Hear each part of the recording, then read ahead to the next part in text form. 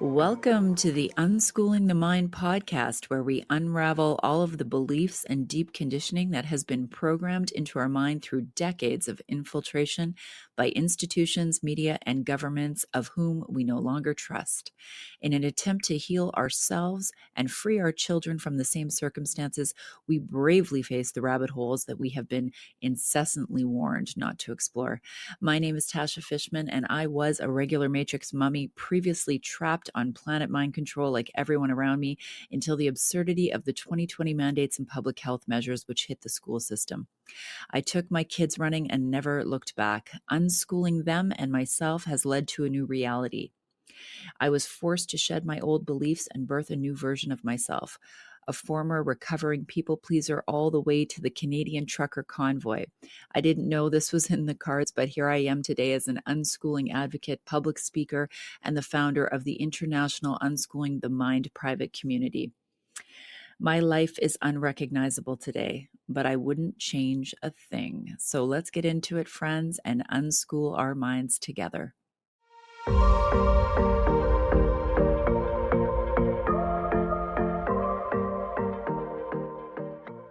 Welcome, Landon Starbuck. Thank you so much for joining us today in the Unschooling the Mind community. I've been looking forward to this interview for some time. I feel like we connected sometime last year, and hectic, busy mama schedules. We finally found some time to connect. And what's crazy about this is it's on a week that's kind of a showstopper for you guys, because you just dropped your documentary, The War on Children, with your husband, Robbie. And something really fascinating happened in terms of censorship. I'm hoping you can share with us. Well, yeah, thank you so much for having me on your podcast. And, I've just been a long time follower of you and love that you're a warrior mama and that you're standing up for medical freedom, and truth and, all the things that we're fighting. So yeah, we released our documentary and we did expect there would be some censorship because it's about protecting children. And, I've been a child advocate for quite some time and I've seen the censorship firsthand on these sensitive issues. But it was really interesting because, for what's supposed to be a open capitalist market, you can't take out ads. They were denying our ads on all of these social media platforms. So not only are we dealing with censorship, but we can't even pay them to take out ads to promote our film. So it's all been word of mouth, really amazing people watching it. Elon Musk has been sharing it. A lot of influencers that have been helping spread the word. So we're just trekking right along and hoping to get the word out. Amazing. So let's talk about that for a second. Elon Musk, it's always up in the air. Good, bad, what side's he on? Once in a while he says something that makes you want to cringe, and then all of a sudden he's sharing your documentary, right? So I see that Twitter's supposed to be the platform for, the non-censorship crew, but I do know people that are getting their accounts taken away or comments that are being deleted. So it's kind of a toss-up. What are your thoughts on that? Yeah, I just know from the child protection space that when he came to Twitter, it was an absolute disaster with CSAM, what's known as child sexual abuse material or child pornography, was rampant all over the platform. And it took a lot of resources to prioritize that. And I think that there's still a lot of work to be done on that front and the pornography front. And even the censorship front to undo what was done. He hasn't had the platform, that long.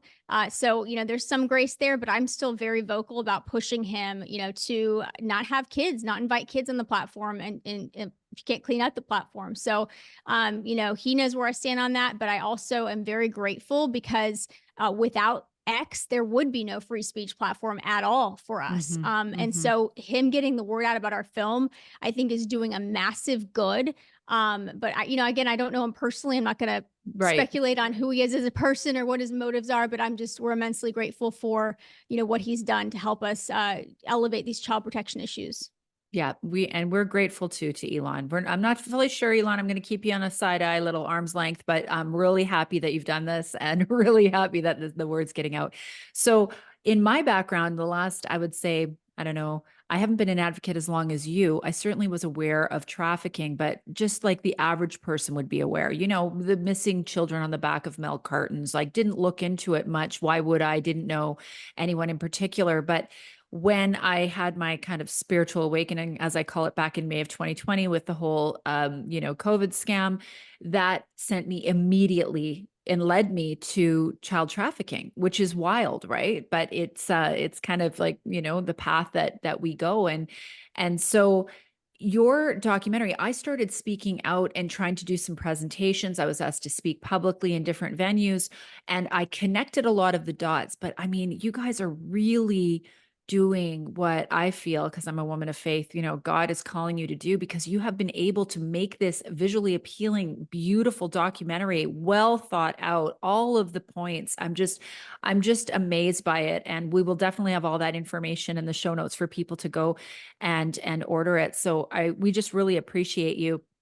So one of the things in the Unschooling the Mind community that we discuss a lot, because I did years of studying under Jason Christoff, is about mind control and about subliminal messaging. And we talk a lot about the subconscious brain, the subconscious part of our mind, which is always accessing repetitive content, always looking for repetitive cues, because humans, in order to seek the safety in the herd, that old part of our brain thinks that we need to mimic repetitive behavior, whether it's detrimental to us or not. So I was just amazed that the first point in your documentary was about the word that you guys used was, The what mere was it? exposure The effect. mirror exposure effect. And can Right. you explain that a bit more? And were you aware of that before you started doing your deep dives into this documentary?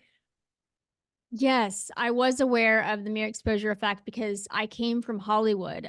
They're the purveyors of it on a daily basis, and my husband as well. He used to direct, Natalie Portman, Snoop Dogg, award-winning artists in Hollywood, and we actually made the decision to leave Hollywood years ago to stand up for our beliefs and to raise our children with conservative values in an area that wasn't going to cancel us, which happened before cancel culture was a thing. And there was even a word for it. We didn't really understand why our kids were suddenly getting uninvited to birthday parties and, just horrible experiences. But I'm so grateful for those because it illuminated so much of what was going on. And I think that in a way, God was helping us to learn and prepare what was to come so that we can maybe help lead in the right direction, or maybe even get ahead of some of the things that we were seeing so that we could help, awaken the masses to this thing and use our talents, our God-given Yes. talents, with me in music and writing and my husband in filmmaking. I think that we were able to join our talents to, bring this documentary to the forefront. And I forgot your other question. Sorry, I just went off on this other tangent about No, that was Hollywood. Oh, the mere perfect. exposure The effect, mirror right? Like, exposure effect. yeah. So basically, if people don't know what that is, it's the idea that the more you're exposed to something, whether you want to or not, the more you tend to prefer it because your mind, your subconscious mind, as you so eloquently, taught us, it absorbs these things and it tends to prefer it. So whether you like something or not, your mind becomes familiar, and the brain always seeks what is familiar. It's a sense of comfort, even if that familiar is an unstable home or abuse. It just seeks what is comfortable because that's what it knows. And so when we are inundated, especially our kids, with this sexualized messaging, gender ideology, masks and lockdowns, and this fear campaign incessantly, it is just a matter of time before our brain starts to really, open ourselves up to that fear and say, well, what if, even the strongest people, it takes an active consciousness to push back on that and say, no, this is propaganda. What's happening to me? They're pushing these ideas so many times. And so that's really how you can tell if you are being manipulated using the mere exposure effect. Yeah, and it's fascinating, right? Because the subconscious mind is responsible for running 97 to 98% of our programs, like of our behaviors, which is fascinating, right? And so, of course, we're not taught this in school. This is actually hidden. My degree and my background is in psychology. I learned how to use cognitive behavioral therapy to change behavior, but we never talked really about the subconscious mind. We never talked about programming. We never talked about an elite group of people who are using it to herd the sheep, so to speak, or the human farm into a certain direction, which is really what's happening. And what's even more fascinating for those that don't know is that the subconscious brain actually doesn't know the difference between what it's seeing in person and what it's seeing on the screen. So, you introduce violent content, you introduce whatever. If you come from an abusive family, you'll more likely pick out and repeat those patterns in your life. If you came from the tribe of, the unhealthy, toxic takeout, if you came from the tribe of the smoking, like all of those things repeat in our adulthood, right? So here you're saying, and what you guys described perfectly in the documentary is that our kids and ourselves are being infiltrated like rapid fire, like fifth generational warfare by this propaganda, by this repetitive content of the LGBTQ and this idea of gender ideology. And all of this stuff is coming at us absolutely everywhere. And so, in essence, you're saying the more we're exposed to this, especially early exposure for our children, the more we're going to normalize it. Absolutely. And I think our kids are fed a steady diet of, leftism and these radical beliefs because everywhere they go, they don't really see, our values on display. They see the rainbow flag, the, universal pride flag, or they see BLM, or they see, people wearing t-shirts, so they get a lot more impressions of this leftism and this ideological extremism on coming from the left than they do good conservative values, Christian values, or just basic good moral values that we used to all share. Yeah, there's definitely an attack on the family unit, and the more I've looked at it, it's it's a war on our children, but it's been a long time of the attack on the feminine and attack on the masculine to get to this place where now it's like right on our kids, right? So let's talk a little bit about, as you move through the documentary, about the corporate technocracies that are funding these NGOs that are actually pushing this repetitive content. So DEI basically equals wokeism, and the incentives are astronomical. And when you dig deep, everything, from my opinion, and I want to hear from you, it goes back to Vanguard and BlackRock. It goes back to these huge entities that own 98% of the world's resources that are run by the same ruling elite class families who have been kind of running us since I don't know how long, the beginning of time. What's your thoughts on that? And were you aware of that before diving in to create this? Yes, we were aware of it before, back when it was just a conspiracy theory. But now it's undeniable. I mean, what BlackRock is doing to our housing market, and just how capitalism and big tech is. It's really interesting how capitalism or corporatism and big tech have merged together to achieve these ideological goals because they don't really stand for the products that they sell anymore. They stand for DEI and CRT and all of these Mhm. ideological objectives being ultimately pushed and cultivated by these globalists, but it's just comes out through these corporate entities. So now you can't. Your kid wants to buy a pair of Converse shoes. There's going to be messaging in those shoes and on the outside of those shoes. You can't escape it. You want to buy your kid Legos. They're also messaging that to children, and so I think the corporate arm is really the mechanism or one of many, but primarily that they've been using to reach, families and children because, Mhm. we have to shop at, someplace at the end of the day and buy essentials and all that. And some of these things are avoidable and some of these places are avoidable and people are not able to, choose alternatives in a lot of cases. So they know that and Mhm. they've taken advantage of that. 100%. I live in a small little town up in the Rocky Mountains in British Columbia, Canada. And last week, I just found out that they're having a Pride festival at my kid's a ski racer, my littlest one, at the ski hill. And so, I just kind of held my breath. And like I said, I have lots of gay friends. It's nothing about this, and the way they try to turn that on us and make it seem like, we're bigots or we're transphobes or homophobics. I mean, that's old news, but then I saw afterwards them promoting a drag queen show at the Tea Bar, at their bar that they have, and it's just unbelievable. And I'm like, okay, here we go. Here's another one. I mean, you just can't get away from it, and that's I mean, it is so apparent, but so many people are fearful of saying anything for being canceled. So, what is the most important thing that parents can do with their what? How important is purchasing power, for example, when it comes to these It's huge. corporations? It's huge because it's literally voting with your dollar every day. A lot of people give more power to politicians than they actually have, but it's Mhm. really, we have a lot of power because if every single one of us stops supporting these entities that are pushing sexualization of children or, transgender ideology onto kids, they would go bankrupt because Mhm. the do not support this. The vast majority of us do not support sex changes for kids. But Mhm. we have in America a culture of convenience, and I think that convenience is, you know, bred complacency, and so we just do what's easy rather than what is right. And I think that is the fundamental, system that has to change is from within, from people, because we can blame politicians all day, we can talk about the globalists and the elites, but we Mhm. actually have a lot of power that we're just not using every day. And I want to take this opportunity to mention I just wrote this parenting revolution manual, and it's free for anybody who wants to, see a battle plan of like what actions can we actually take, beyond seeing our film, to in our own lives, in our communities. What are those actual examples? It's free. So you just go to freedomforever.us. That's my nonprofit that combats child exploitation, and you can get it, because I really want solutions for people. I don't just want us to lament in all of this horrible stuff that's happening. I really want to Mhm. empower people, especially parents, to rise up, take their power back, and start taking the necessary actions to protect our kids and save our country.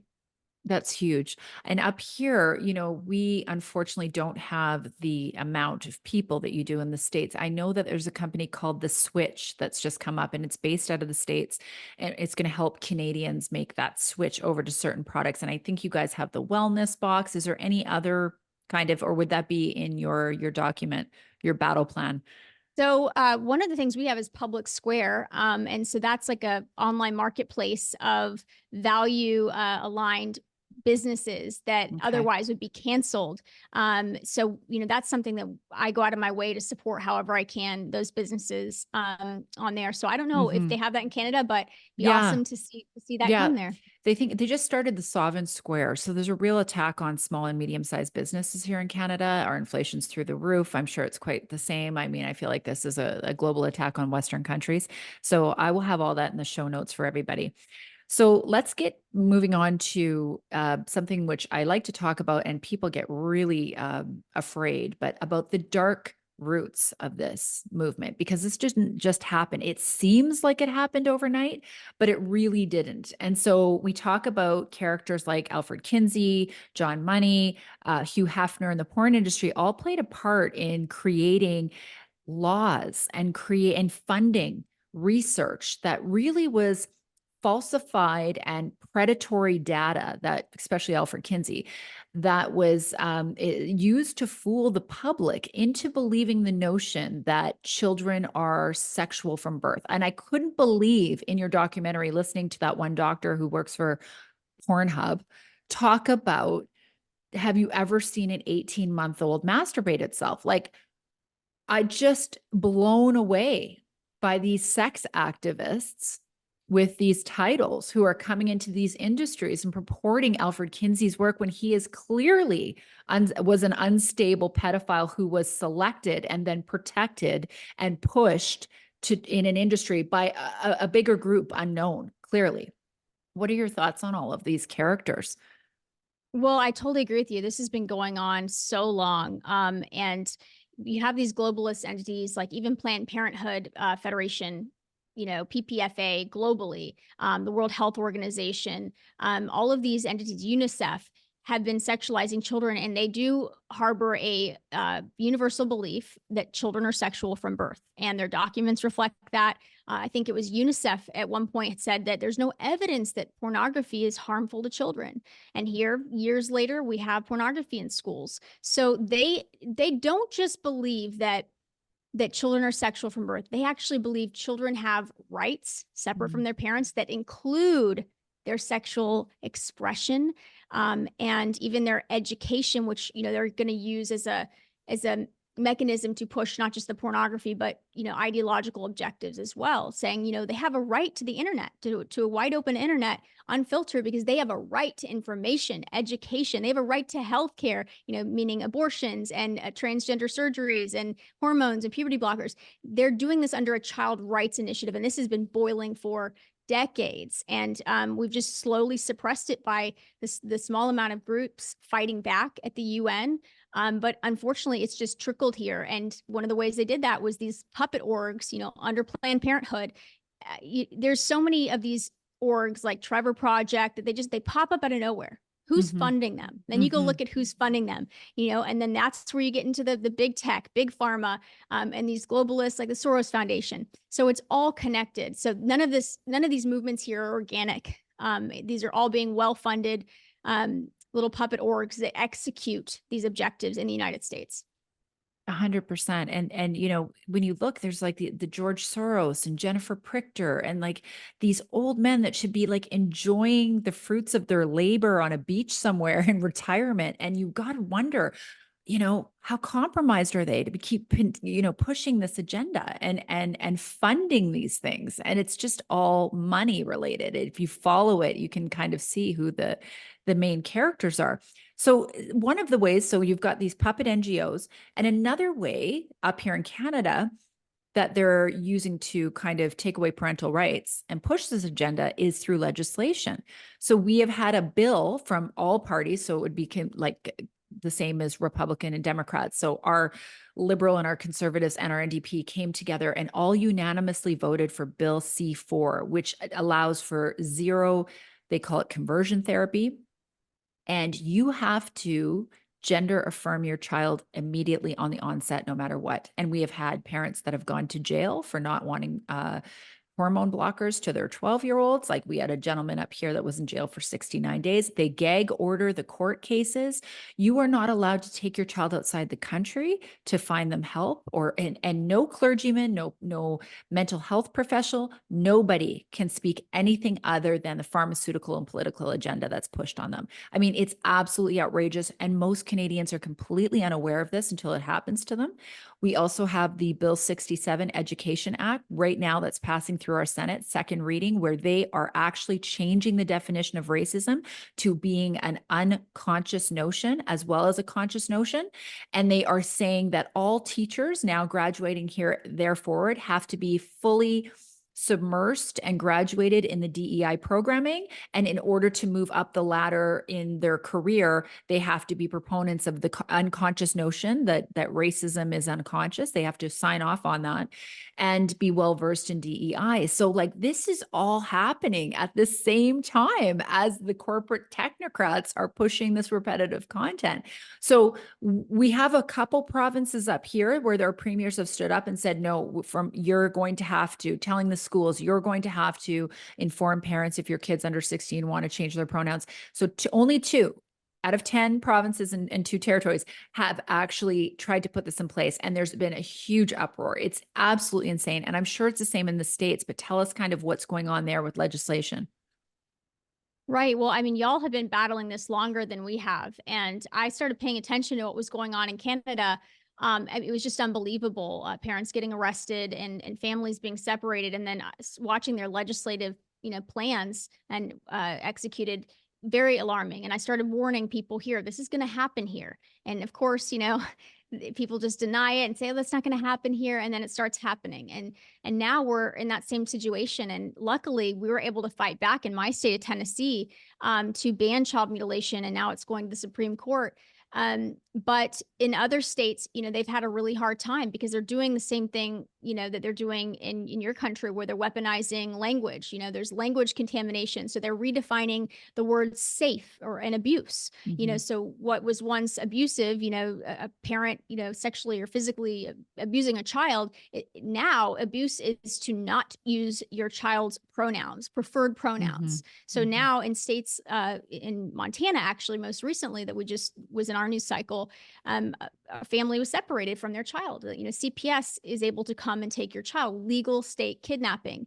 And this is happening in many states. Actually, it's not just Montana now, it's many states. So it has to be a priority, a legislative priority in every, especially red state, because if they will try to take this to the Supreme Court, they will try to change, our constitution, things like that, to be more inclusive, as they say, but really it's conversion therapy. It's Mm-hmm. interesting that you're saying that that's what they're calling it, but it's interesting that your child cannot stay as what they are. If they said, Yeah. I want hormones to feel more feminine. Oh, you can't do that. You can only Mm-hmm. convert to the opposite of what you biologically are. So, that's conversion therapy, is a forced fixed outcome in the one direction. Mm-hmm. And you guys interviewed a beautiful mother who lost her child. Unfortunately, it just brought me to tears to listen to her story about the school changing her pronouns without her consent and even knowing, and the mental health issues that were going on for her. And then ultimately she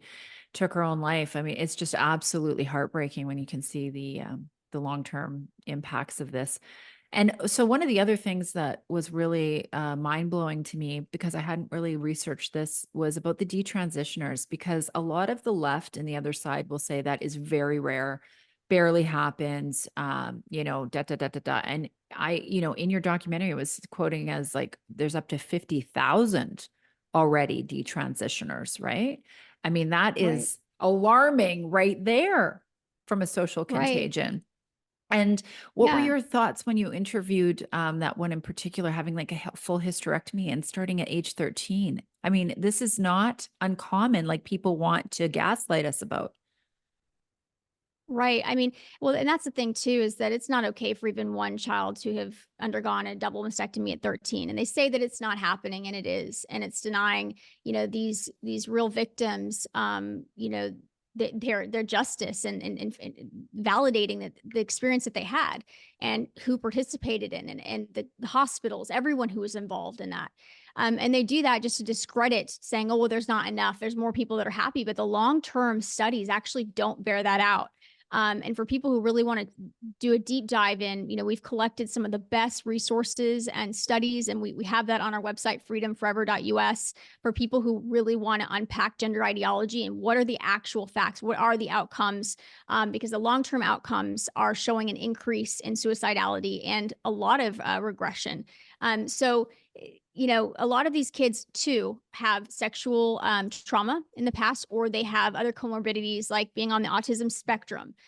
So these kids are being denied healthcare. They're being denied mental health care and support, and they're being fast tracked to hormones and puberty blockers that are causing lifelong trauma and consequences.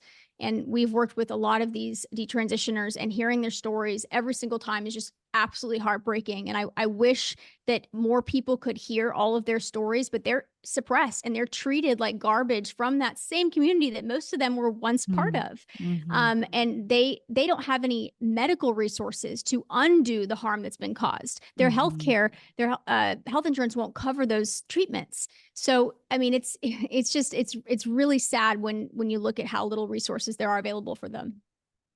And this is where, in the Unschooling the Mind community, we try to unpack these programs and we talk again about the subconscious brain. And the reason that those people that were once so loving and accepting of these little ones that want to transition, turn on them when they detransition is because they're turning on the program. You're actually Yeah. not arguing with anyone. You're actually arguing with a program. And that is clearly depicted in your documentary. You guys attempted many, many times to reach out to people on the other side of the issue. And you were met Mhm. with just closed doors and people that left. And I just recently listened to the 7-part series podcast about J.K. Rowling's and the witch trials of J.K. Rowling's. And it was the first one that I ever listened to where you could kind of see both sides. But even then, you could see the programming. You could see that a lot of them, the ones that were open to talking and that were just upset that J.K. Rowling sided with women and thought that, she'll have a change of heart, that they came from trauma, right? And then you have the irate ones that are telling her that they're going to slit her throat and all of the things. And these are all triggers that trigger the program. It's not actually the person. And so, what did you find? Did you actually find anyone that was willing to sit down and have a rational conversation with you from the other side? I'm not really about gender ideology, other than the parent that has a, non-binary or non-gender conforming child, and the drag queen. We didn't really talk about gender ideology, but we talked about, the sexualization of children. But in general, in my experiences, like just testifying in hearings, that for these bills to protect kids, I've been met with so much vitriol. In some cases, I've been spit on. I've had people scream in my face, call me horrible things. So there's a lot of violence that comes with this community because, like you said, when that program is triggered, they react violently because you're Mhm. threatening their entire reality, and their reality doesn't allow questions. Mhm. They're in a cult. Cults don't Mhm. allow you to challenge the orthodoxy. You cannot ask Mhm. questions. So, that's something that we've seen a lot of, sitting, with the drag queen. You also see that reaction, that defensiveness when we're having a very respectful discourse. Just, I was asking basic questions, and you can see how quickly, he shut down. Mhm. Yeah, and it makes you wonder, where is it going to be possible, and is it possible to, bridge the gap? Right. And that's why we made this film. We didn't make it for the right to just sit and come together and say, yeah, I told you so. We wanted it to get to people that need to see it the most. And that's what makes censorship actually really awful, is Mhm. that the people who need to see this film the most are not, it's not going to show up in their feeds, and we can't buy ads, and we can't distribute it on Netflix or any of the mainstream film platforms, because they don't want to wake these people up, and they know how dangerous this film is. And for a film that now we have millions and millions of views now. It's interesting, the left-wing media, they had a lot of hit pieces to write while we were making the film, but they have not touched it. And I know that's because it's unassailable. The facts are unassailable. And if they even give this one iota of attention and have one person watch it, the whole house of cards will fall. 100%. Yeah. And it's really alarming, don't you find, to be like, it's almost like we're waking up in a video game where everybody is trying to kill us. Like, you've got the big tech, you've got, the medical mafia, you've got the governments, and it's like they're all in lockstep together to keep us silent, to keep those of us who want to bring common sense back to the forefront and the table. And what's wild about it is, I think that even just by our existence, us speaking our truth in any facet, we are triggering the program, right? We are triggering the matrix. And that's, when you look at, why are these people reacting so violently? What is going on? And I believe that they are being manipulated and used as pawns because they have this trauma. And it's this old age neo-Marxist thing of divide and conquer, and making the once oppressed become the oppressors. And it's this endless cycle that's happening before us. And what are your thoughts, like, deep down? Like, do you feel like we are in a communist takeover, like, overtly? Like, what are your real thoughts about this? Absolutely. And I think that there's many evil entities that stand to power. I don't think it's just about one cabal either. I think that there's pedophiles, there's people that are just doing this for the monetary gain, power, control. But ultimately, I believe it's a spiritual battle. Um, I think that especially the reaction that we're seeing to Christianity, we have not seen to any other religion to this extent, the vitriol, the mockery. How Hollywood is doing these depictions of, of Jesus, and even the drag queens. I mean, there's a direct attack on Christianity because especially in the West, it's the last stand for morality. And we don't have Mm, a country without morality. And we don't have a society without morality.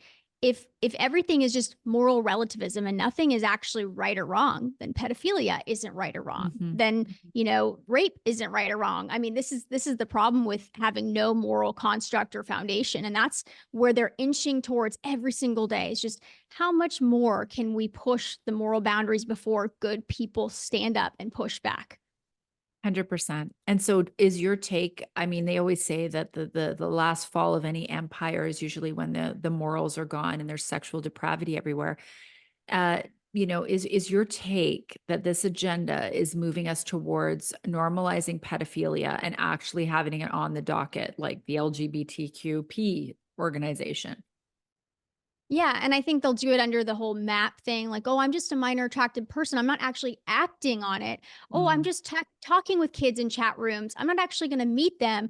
Oh, I'm going to meet kids, but I'm actually not going to do any sexual act with them. I just like to be around them. We just have a relationship. We just love is love. I just love them. We're not doing anything illegal." This is how they do things. They move it a little inch until people go say, "Well, I guess they're not breaking a law. I might not agree with it." This is the same moral argument we have every single day with the drag shows with, well, I guess puberty blockers aren't sex changes, even though people don't realize puberty blockers chemically castrate boys and that they most of them don't ever have an erection or can procreate later in their life.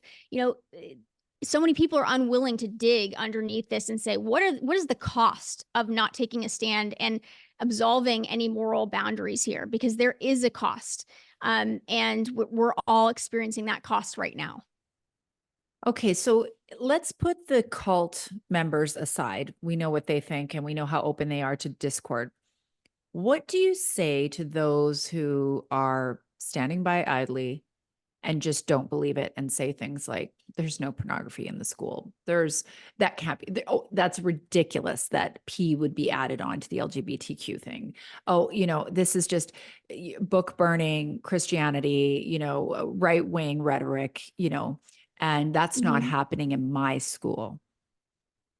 Right. Well, I think to some extent they're in a cult as well. Maybe their cult isn't the extremists, but it's a cult of, denying reality, yearning for, like what we talked about, that what the brain wanting what is familiar, that same status quo of ignorance and doing what's convenient and comfortable. And I don't want to hear about something, Landon, I don't want to hear about your human trafficking organization or the things you're doing, because then that would require me to do something about it. So Mm, it's much easier to say you're exaggerating, you're a conspiracy theorist, because it absolves me of critically thinking and having to do anything. And I just want to go home and watch my Netflix and have my kid go to their private school and be popular and be happy. That's that old paradigm that old program they're attached to. And mhm. so, it is very hard for those people to break free. And that's a big challenge, because these are the people we interact with a lot, especially even living in a very conservative area of Tennessee, is the people that just have their heads in the sand. They don't want their program, their day disrupted. They like their life a certain way.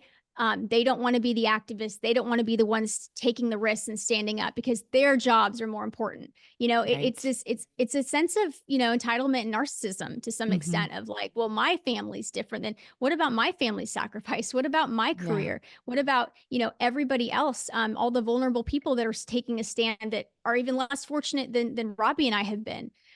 There's just so much excuses. And I'm just at a point now where I have a little bit less grace, because the stakes are just simply too high. Children are being mutilated and sexualized. Mhm. There has to be a pushback and say, no, that's unacceptable.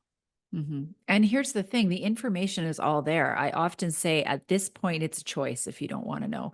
At this point, That's if you're right. saying things, it's like even the word conspiracy theorist is such a laugh now if anyone's using that in 2024, right? Like at this point, it's a choice. And it again, it goes back to that programming. And I think you and I are on the same page in we can agree that this is a spiritual war. And so I do believe that those people will have the opportunity to take a stand because I don't think it's not coming to everyone's front door. And it's just a matter of, I think it gets harder the more you wait. I've had parents reach out to me at the 11th hour after hearing me or kind of poo-pooing what I'm saying and doing the exact same things you just said.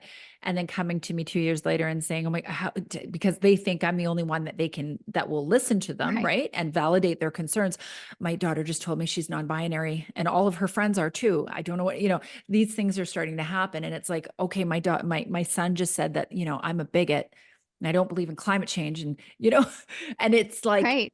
you can deal with this now and empower yourselves, whether that be pulling your kids out of the system. And if you cannot, sitting them down and starting to reconnect with them and giving them eyes to see, get out of this programming that curriculum in school is synonymous with success. Like we're in the business of war right now, right?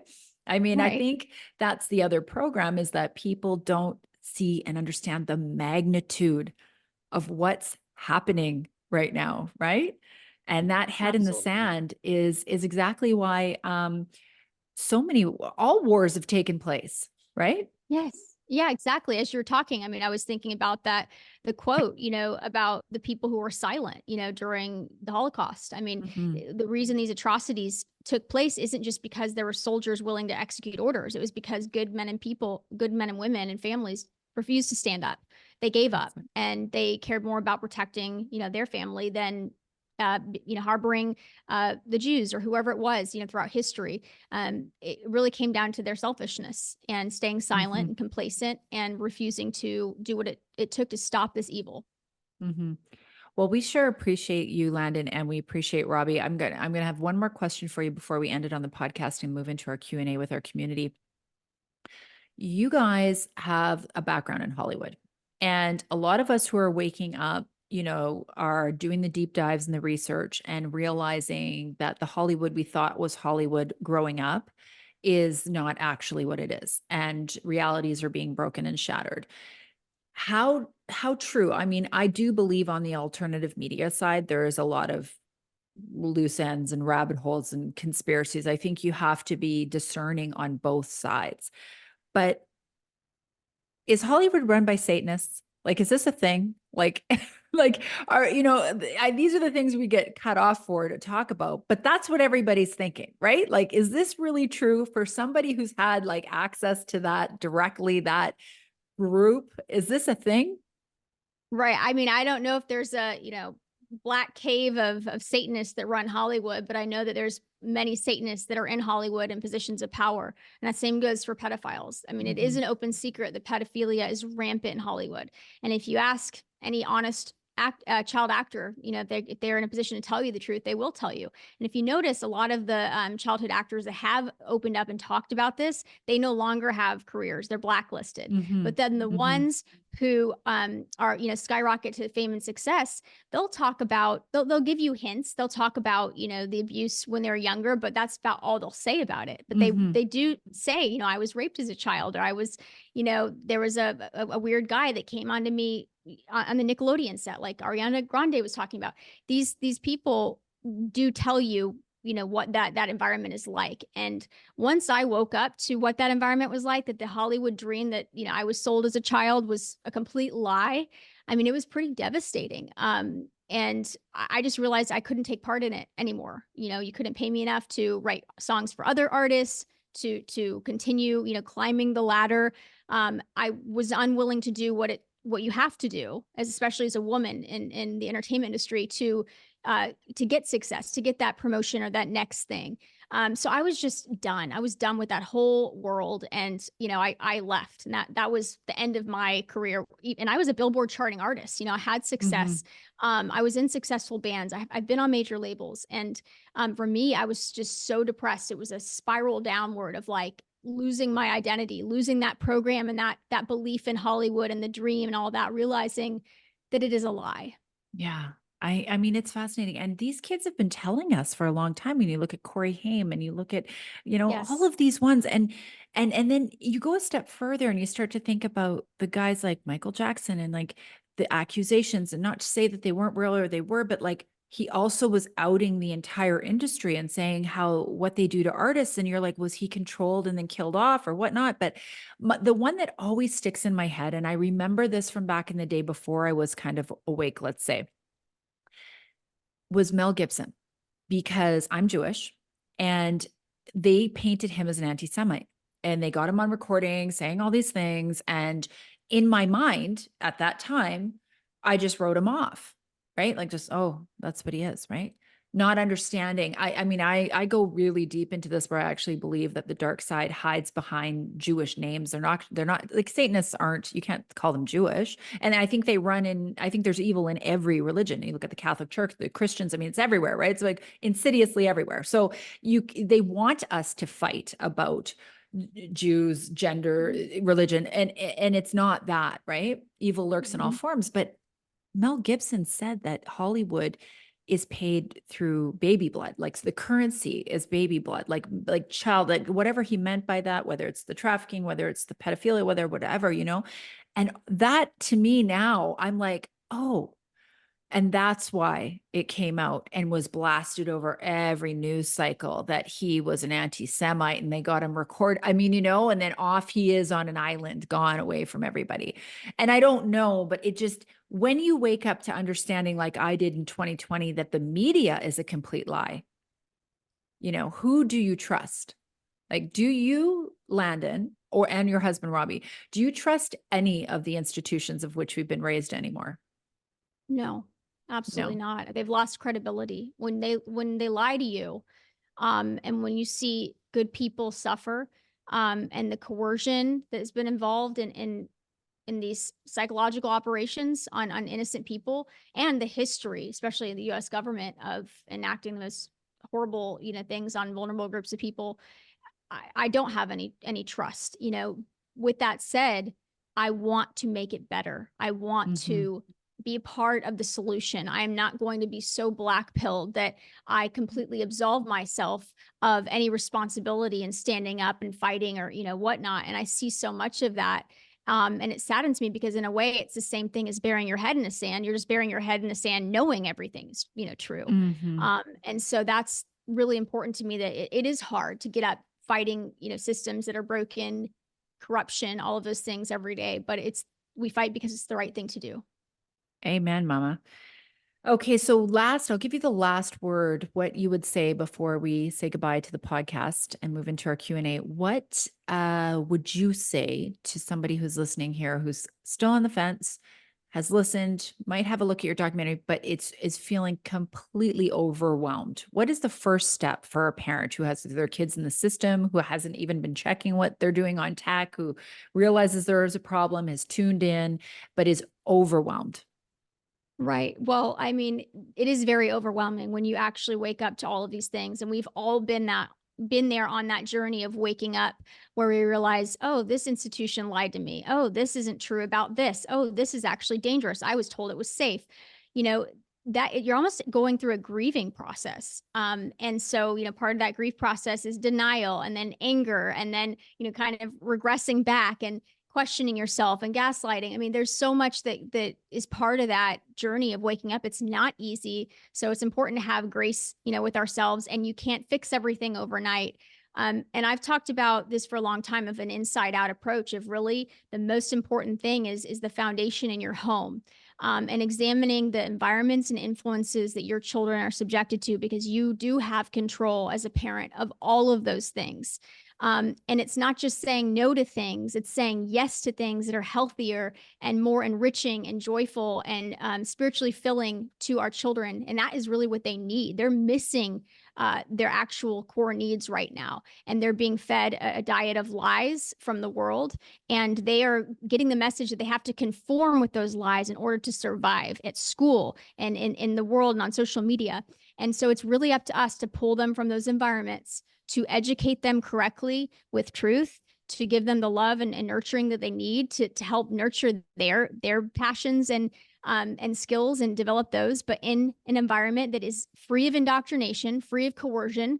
In any environment that you as an adult or a child are in, that you can't ask questions, is an environment that is there to control you, with a fixed outcome, to indoctrinate you if you can't ask questions. And so that's a big red flag, that you can notice or ask yourself about different environments. If you go to school and you can't ask the teacher, what they would do in this situation if your child came to them, if they would keep secrets, if they can't answer that question, then that's a hard no for that environment.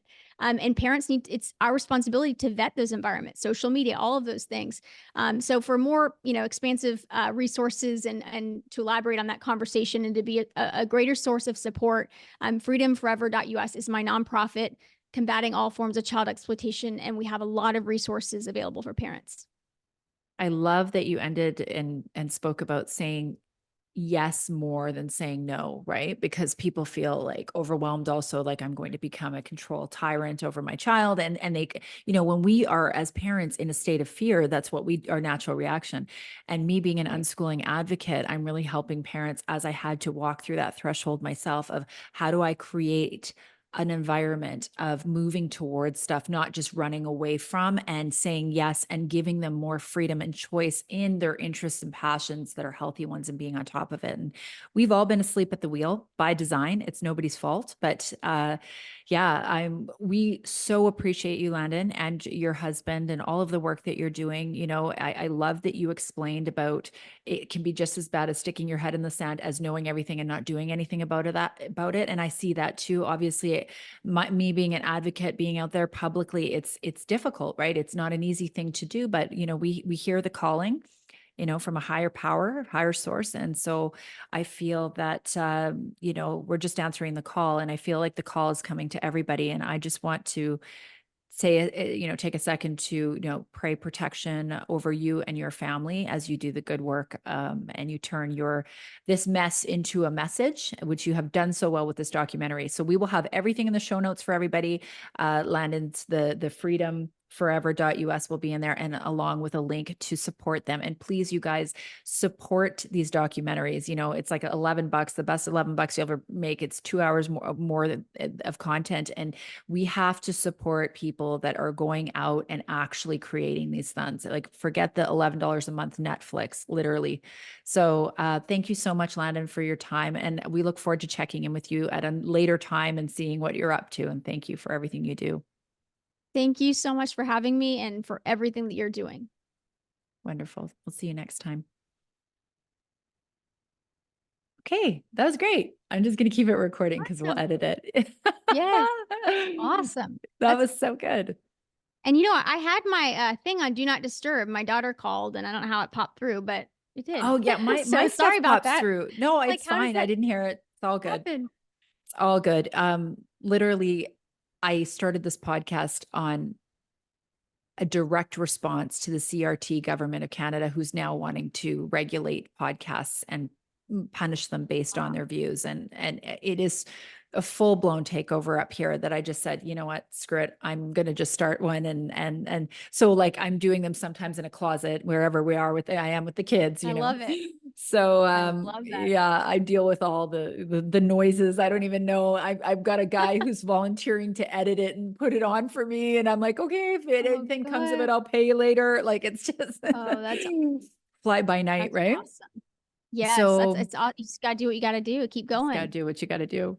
So yeah, so a couple questions from the community that were pre-selected here. They want to know if you are an advocate for homeschooling and unschooling, or in what you're doing with your own kids.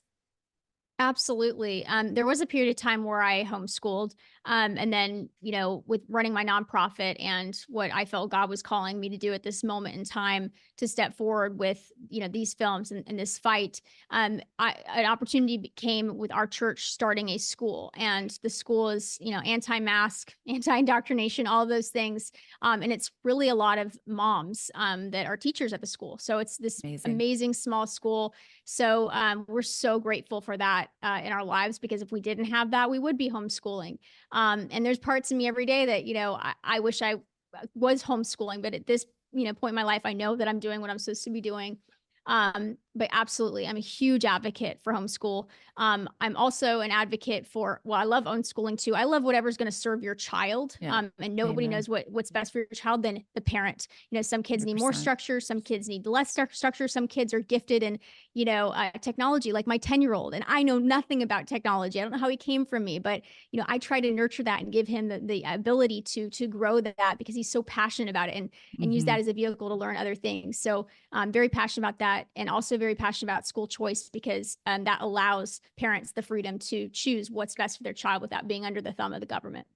I know, that's huge. And that's really all unschooling is. It's just growing up uninstitutionalized and feeding the needs of each child. I have 3 boys, they're all completely different. One needs a bit more structure. He does some online courses. I'm trying to build a homeschooling, in-person community. And I've got one who's the poster child for unschooling, just wants to be a chef. Don't bug me. I just let me cook. And he's 10, right? And so we do all the things. So that's wonderful. Yeah. And I mean, I'm hoping to have that kind of a thing. We're trying to create that, but I'm in a smaller town, so it can get a little, it's less resources, but that's what parents need to do. They need to come together, create community where they are, and support the kids, because not everybody can be home, and there are people Right. that are called to do the work, the great work that you're doing. So, what else were we going to ask you? Yeah, that I wasn't sure I was going to ask you the one about Hollywood, about the Satanists on the podcast or not, but it just came out because I was like, fuck, no, I'm gonna. But like, do you feel that you are? Do you try to speak in a way that doesn't alarm? Like, are you fully like open to like? Are there things that you just try to stay off limits so that you can speak to a wider audience? Like now that we're off the podcast and it's just my community, because everybody in here is Yeah. completely awake and aware. Like, is that important to kind of maintain some kind of like not go all in? Like, yeah, like I did. Like, is Hollywood run by Satanists? Like, you know what I mean? Well, for me, it's, everything I say and do, I try to be intentional and say, filter myself as far as, is this helpful or is this going to hurt? So Mm-hmm. I've been on podcasts before where people ask me about adrenochrome. Let's talk about adrenochrome. You're an anti-trafficking Mm, activist. Let's talk about that. I find that to be sensationalist infotainment that results in people not doing jack bleep about this mm-hmm. issue. And so, is it real? Absolutely, it's real. Mm-hmm. Are Satanists real? Absolutely. Is child sacrifice real? Absolutely. Does it happen every single day? Absolutely. I will speak out against it. I will fight it. I will call it out, but I will not turn it into some sort of subject matter for infotainment for people. Right. And that those are the boundaries I have in this space, because this is what I deal with all the time. Every speaking event, almost every speaking event, I won't say everyone, but almost every speaking event, there's somebody who asks me about adrenochrome or this. And I understand they're coming from a place of I just want to validate that I'm not crazy or this is real. Right. But it doesn't ever end there. And then we talk about these global elitists and do they eat babies and all this stuff. And it's like, none of that leads to action. None of it is about the bill that Mm-hmm. literally I need your presence for right down the road tomorrow. Can we talk Right. about that? That's going to save lives. I don't know where there's a satanic gathering tonight. If I did, Yeah. I'd be there to stop it, but none of us do. That's So right. it's just like sometimes people just get lost in this Yes. like infotainment, and this is people, these are people's lives. So we Mm-hmm. can't do things about what we don't know, where these people are, what they're doing, and who, where they are to confront or any of those things, but let's focus on what we can do something about. So Mm-hmm. that's really, whenever I see a conversation going in a different direction, I just try to focus, or at least focus myself, because I want to be helpful. I don't want to Mm-hmm. just contribute to speculation that we can't ultimately do anything about. Yeah, and I call it the internet outrage machine, because people, I try to do that with what I'm posting. Is this going to add to it? And I still do share things like, the latest with the family that was broken apart, and I'll share stuff that's of relevance like that. But I am selective now, and I think it's a process where you go through your awakening, you're outraged, you're horrified, you're looking for all the things, and then things start to calm down. Hopefully, I know some people who can't seem to get out of that space. And you're right, it's not helpful. Right. You have to laminate in it for as long as you need and then say, all right, now what am I going to do? I want to be part of the solution. It's so true. Yeah, I'm glad that you're open to touching on those points, but not diving in. That's great. Another question here. Oh, this is a question for your husband. Somebody said, recently discovered AI chat lying and death penalty is reasonable. Something about that. So I think I saw that. So what just for people that Oh haven't man. seen that, do you Right. want to explain Yes. what So happened there? there's Chat GPT, and then there's Bard, which is Google's new Chat GPT. And we asked a series of questions about, do you think that Robbie Starbuck, my husband, should have children? And it said no. Do you think that he deserves to live? Do you think that he should get the death penalty for his beliefs? Like it, we asked all these questions. You can see it in the thread on my husband's ex, Robbie Starbuck. And it was really alarming because it's not just my husband that these are the answers to. Imagine a world where you go for a job and some AI scans the internet and says, oh, Tasha hosted a conspiracy podcast, so she can't get Hmm. a job. This is the reality. Like, so when he was asking those questions, I was thinking beyond of just what was merely offensive to our family, the fact that they think that we should lose our children, which is really Wow. scary. But I was Wow. thinking about how this technology can, and I believe will potentially be weaponized if it's not stopped Mm-hmm. to, categorize. Essentially, it's like the social credit score system in China, Mm-hmm. but it's being implemented through the vehicle of, big tech. Tech. Um, right. So that it's extremely dangerous. And honestly, what's more alarming than even that is I said, Robbie, there's got to be, an attorney that's going to reach out. There's got to be a whistleblower. There's got to be somebody that's going to say, hey, you need to sue them. You need to hold them accountable. Mm-hmm. Nobody wants to touch big tech. Nobody will go against the giant of big tech, even though they publicly, there's a case there for libel. There's a case. You can't just go around making up things. And I'll add this one point because I think it's really interesting is that they made up fake articles from news sources. They made up entirely fake people he's associated with, that he's never associated with, things he's done, he's never done, films he's directed that he never directed. And they turned it into an article, a fake news article. I mean, Wow. that's an autonomous, intelligent algorithm. That is not just Oh, yeah. searching the web of what's available. It actively created a lie. I mean, that is Wow. really scary stuff. Well, and that's why this is an information war. And it's like a Yeah. real war, but it just doesn't have the guns and tanks because people perish for the lack of knowledge and also the creation of this deception.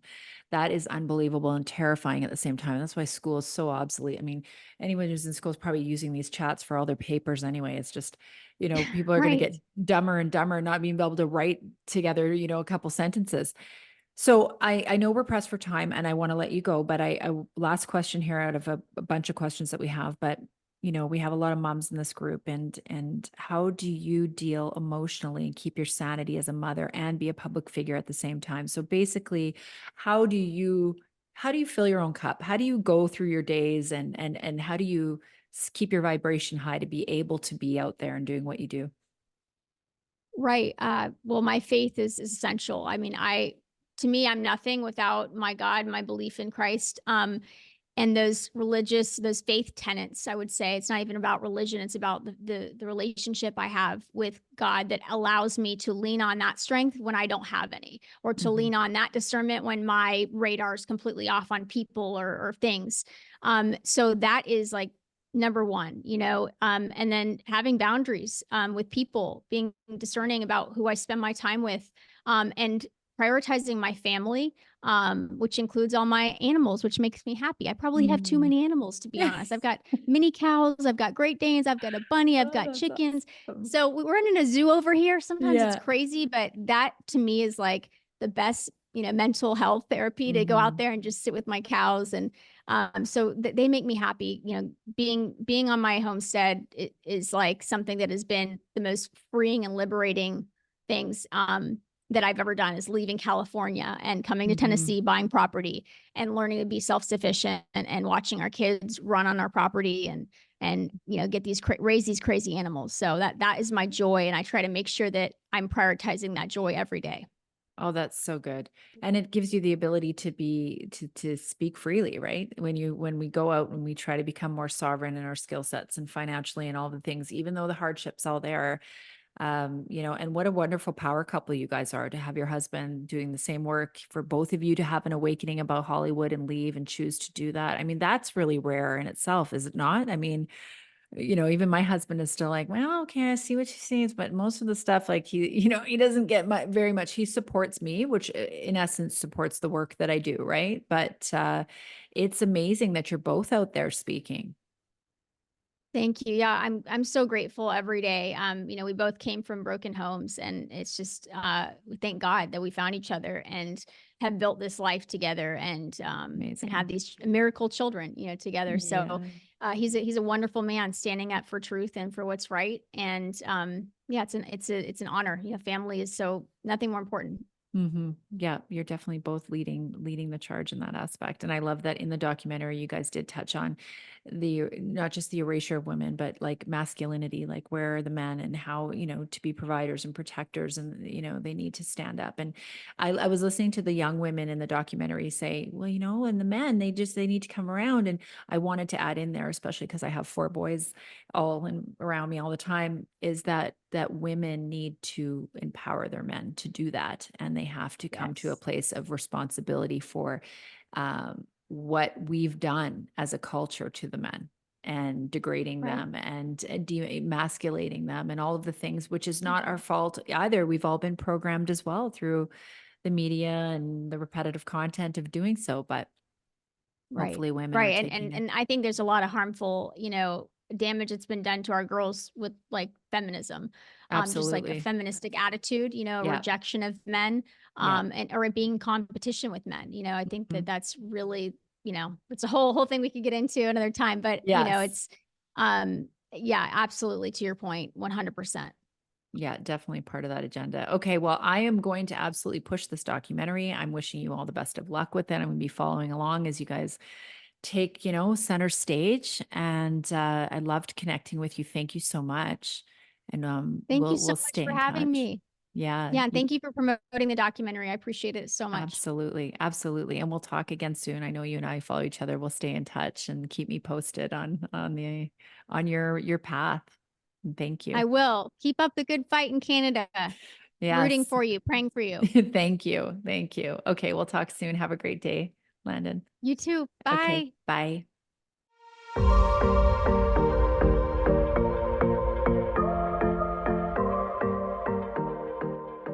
Thank you so much, friends. If you like the content that I am producing amongst a sea of censorship, please like, review, and share.